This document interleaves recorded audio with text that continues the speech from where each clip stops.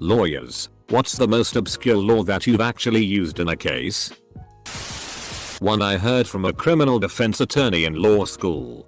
His client is driving down a country road at night without any lights on. A police officer is parked off the side of the road and, seeing the man drive by, pulls out behind him to follow him but also doesn't turn on their headlights. Eventually they pull the man over and find that he has a lot of cocaine in the cab of his trunk. Charges are brought for possession with intent to distribute. They get to court, and the attorney cites the fact that, under the relevant state law, it is not legally required to have your headlights on at night unless there is another vehicle visible within 500 feet of your vehicle. Because the police officer was also driving without headlights, the man had no reason to see them, and therefore he was legally allowed to drive without his headlights on. Because of this, there was no reason to have pulled the man over. Thus, the discovery of the cocaine was fruit of the poisonous tree. i.e., any evidence that is discovered improperly must also be excluded. Case dismissed. A law professor of mine was representing someone who owned a goose and was being sued by a neighbor because the deed said no geese. When the deed was written, the singular and plural weren't interchangeable. Professor said deed only said no multiple geese and one goose was okay. Judge agreed. Work for a debt collection law firm and we also do some subrogation work. State of Michigan has a law on the books from back in the day whereby cattle are exempt from liability in automobile accidents. Case involved an accident due to the cattle going across the road pretty suddenly and there was a car on cattle collision. Guess who got blindsided in court by this law from the 1800s? My maritime law professor was a glorious arsehole and I'll never forget this story he told. For this, you need to know that below the mean high tide line on a beach is public access. My professor, in his younger days, had just finished the bar exam. He went to the beach. The beach was super overcrowded. Just a short walk down the shoreline was a private beach club. This beach and beach club were right near my college, so I've been there and seen both. The beach at the private beach club was wide open and much less crowded. So he walked down the shoreline and parked his chair somewhere below the mean high tide line. A few people from the beach club tried to get him to leave since he wasn't a member. But because he was in the public access section of the beach, legally they couldn't do anything. The Police and Criminal Evidence Act, 1984, permits the police to take a sample of semen from a suspect in custody. Good luck with that. I can only come if you use your mouth. I had to give advice to a public entity about the US flag code. An employee had raised a grievance that the way the flag was hung in a particular room violated the code. Technically, the employee was right. The question was what kind of remedy was enforceable under the flag code for a violation. The answer: none. Petty. Upset employee got no satisfaction. I haven't used it yet. But the other day while researching a related issue I stumbled across a 100-year-old case that said summons served on Sundays were null ab initio. Hasn't been overruled, although it's probably dead letter. If I ever have to dispute a summons that was served on a Sunday I might pull it out and see how it goes. When I worked at the Court of Appeals I had a case about ferries and half of the relevant law was from 1830s to 1940s. Real weird. Very weird. A client of mine was writing a scathing review of the Australian court system which he intended to publish in a book. When advising him regarding defamation etc., I ended up dredging up an old Australian law for scandalizing the courts whereby a person commits an offence if they incite disenchantment or distrust to the extent that it undermines public confidence in the judicial system. Wow, that's some 1984. How on earth are you to spur any change in the courts if you're not allowed to be publicly critical of it? I cited a 1500s case from the UK on gravarobbing that stated that property can never be ownerless in a dispute over the ownership of a pile of dirt. I also cited a 1700s case on interpreting the rule against perpetuities. We read a contracts case back in school that ultimately came down to the issue of whether a hot dog was a sandwich. Edit. Let me go back and see if I can find the name of it. I didn't, but worked in an insurance litigation firm where a guy used an 1800s maritime law to defend a case that occurred on a boat on Lake Michigan. He wanted to get it out of state court and into federal court where civil verdicts usually have less value in our area. That was neat. I routinely cite a 1921 case regarding a forged railroad ticket when I'm trying to argue the best evidence rule of an original that's later been marked up with pen or has some notes on it. The case says that if something is printed out containing all the elements of what it's trying to do, then any handwriting on it is evidence that it's been altered, and the alterations must be shown to be lawful by whomever seeks to enter the item into evidence. Very good to use to keep things out of evidence. Car sales tax case. Client has to post amount of disputed tax and then ask for the money back before getting an opportunity to sue to get money.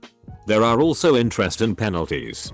If you do not send a letter asking for the state to not pursue, state can still go after client even though case is pending.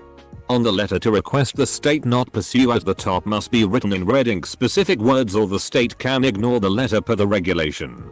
This case has been going on since 2006 and haven't been able to file a case yet in court. Also, state never actually has to respond to the request for refund.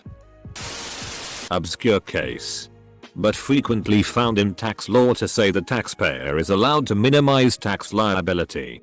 The Inland Revenue v. the Duke of Westminster, or commonly known as the Duke. Case is about whether the Duke is allowed to fire his gardener and give him an annual gift in exchange for his services. Nothing changed except now he can deduct tax on the amount.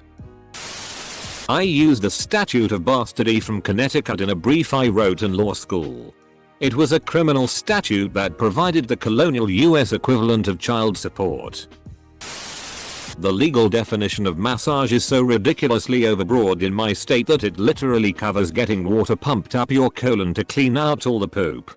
We have a statute that prohibits certain kinds of car insurance from reimbursing providers for massage. I was dealing with this shady fly-by-night clinic that offered a bunch of bull services that didn't do anything. They were really just a massage parlor that pretended to do other to get around the billing issue. So I argued that everything they did was technically massage under the statute. Not a lawyer, but one time I had to sue a landlord who made up some pretend reasons to keep my security deposit. I spent a Saturday in the law library at the local university and found a law that would let me win my lawsuit and claim triple damages. The landlord read my lawsuit and offered to give me my deposit back plus $500. Sweet. Obligatory now. But I work at a lawyer's office in Germany. One of our lawyers managed to get our client off a speeding ticket by finding out whether or not you needed some sort of specific certificate to be allowed to operate the radar speeding gun. He found out there indeed was some obscure certification, of many, that is needed and is supposed to be renewed every 2 years or so. The officers who wrote the speeding ticket hadn't renewed theirs in a while. Apparently nobody did. Though, nobody even really knew about that specific certificate. He won the case. The judge agreed they shouldn't have been operating the radar gun without the certification, even though the dude really was speeding. Where I went to school, the conservation law students had to do a paper on if hunting on horseback is considered hunting with the aid of a motor vehicle here in NY. The answer isn't what you think. I knew a guy who got a DUI on a horse in upstate. Not surprised at your answer. Canada has an apology act stating saying sorry does not show responsibility or take blame for the situation you may or may not be at fault in. Not a lawyer, but know of a weird law for hunting. You are not allowed to claim deer roadkill if you are not up to date on your child support payments. I had a competition with my brother, also a prosecutor who could cite international shoe first jurisdiction for minimal contacts and fair play. I won in a hearing over forcing an out-of-state adult book company to accept a subpoena. It's obscure case law. Not a statute. A co-worker of mine used a court decision from the 1880s to successfully defend a document someone was trying to invalidate over an issue concerning a notary stamp. The stamp was clear enough to read, but had a slight smudge that the other side argued made it invalid. They were able to keep the document out in an administrative hearing. and won the case on that level based on that. We appealed it to district court. A co-worker found a case from the 1880s where the court described a notary stamp smudged in the same way and ruled it was valid. This was the only case she could find that addressed the issue. Based on that precedent, the district court overruled the administrative court and reversed its decision. Sir, I'm not here to have a philosophical debate about civil engineering. When the judge starts with the sass, you've already lost. I do remember hearing a story where this guy in Michigan was arrested for underage drinking, but was only a couple of months away from turning 21. He went to court and pulled out an abortion law for Michigan stating that life begins at conception. So when he asked the judge if this law was still valid, which it was, he then stated that since that was the case, he was technically over 21 years of age and legal to drink. The case was dismissed. And when the prosecutor made a stink about it, the guy said, "Hey, it's your rules. Full stop." About 5 years ago, the managing partner of my Chicago firm made me write a motion for a writ of mandamus in a federal case we'd filed in California. The judge generously denied my motion without making me fly out to defend it in front of her. I am waiting for a chance to use my state's laws regarding proud bitches. One statute requires bitches to be confined while proud for a certain period of time. Another statute provides that there is no liability for killing a proud bitch that is not properly confined. Obviously, this refers to female dogs in heat. But the term proud is not defined anywhere in the state code as it relates to bitches. Now. But, in the 60s, my hippie brother was busted for a traffic infraction in Hingham, Massachusetts. While being patted down, he farted in the cop's face. He was charged with a colonial era law, uttering in public, and fined. I miss him. I'm no lawyer, but there's a case that took place in the UK court.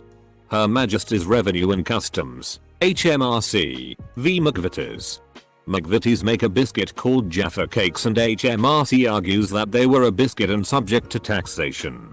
McVitie's argued that they were in fact a cake and cakes aren't subject to taxation. McVitie's made a bigger version of a Jaffa cake, cake size I guess, and argued that cakes go hard and biscuits go soft. The Jaffa cake went hard and McVitie's won the case. It's quite common that a jury will convict a guy but the conviction is overturned because the prosecution didn't present sufficient evidence of one of the elements of the offense. In an extremely rare version of this legal principle, my brother-in-law just had a case where the prosecution will forgot to present evidence proving the crime took place in the geographic jurisdiction, like county or state, of the court. Jurisdiction must be proven like any other element of a crime. The closest they got in this case was someone's testimony that it happened at home. Conviction reversed. Defendant is free to go. When I was in college, a girl who worked at an expensive law firm told me this and I always wondered if it was true. She said that when Oklahoma passed a new drunk driving law that they specifically mentioned the breathalyzer machine that the cops had to use, and since it was a new one most places didn't have it.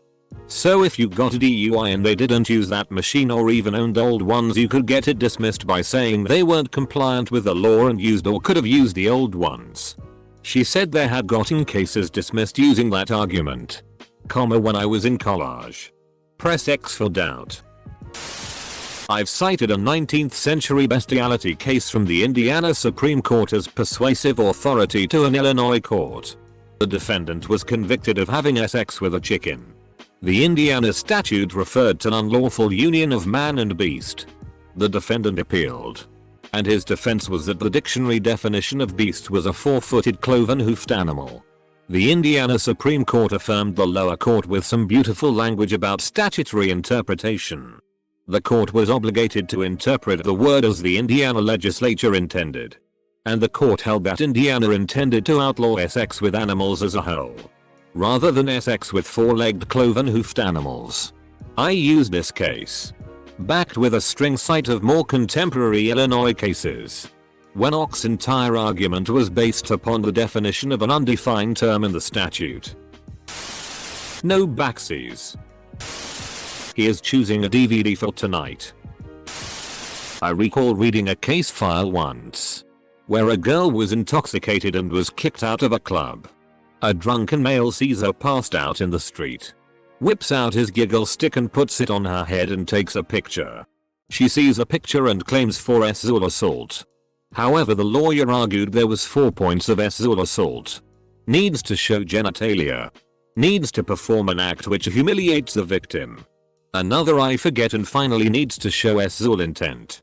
However, the defense argued the defendant didn't show sexual intent as the picture clearly showed he didn't have an erection, and he was let off the charge. In its entrance application, the National Sheepdog Association, which sponsors the annual National Challenge Sheepdog Trials, requests the name of the animal that would compete.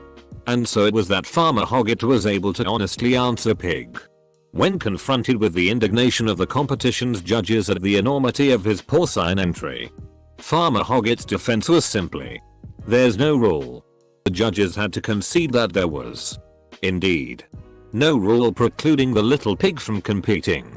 And while the announcers and crowd were bemused at the appearance of Farmer Hoggett in the little pig in the arena, all were overjoyed in the end when, without the least trouble, the little pig turned in a perfect performance and won the day. That'll do, pig. That'll do. Not an attorney, but I represented myself when charged with possession of an illegal substance, psilocybin mushrooms.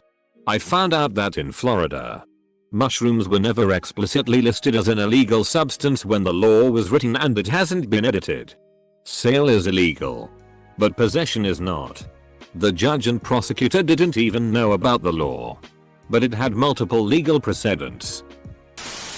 Judge: What is your name, sir? Defendant: Not guilty. Judge: Not guilty? Me. Case closed. Later virgins. Unless you've had your name legally changed, I'm fairly certain you'd be in contempt. But damn if it isn't worthy a try. R.V. Brown 1993 is one I use all the time in essays. Second year student. Involving actual bodily harm. ABH. Like bruises or broken ankles. Basically, a group of men got together for an orgy and put fish hooks through each other's foreskins and spanked each other with stinging nettles. The moral of the case is you can't consent to ABH unless it's things like professional tattoos, piercings or sports. I'd be pretty mortified having my personal life aired out in public, let alone becoming a significant case in UK law history. When I was 13, I was arrested in Portland for spitting. Apparently, somewhere in their oldest law book, spitting on the bricks was against the law, and they went with it. Handcuffed. Thrown in a car with lights and sirens. I was booked at the station. I could hear my mom screaming at everyone she talked to, armed or not, about how stupid they were. It was one of the only times I felt like my mom had my back.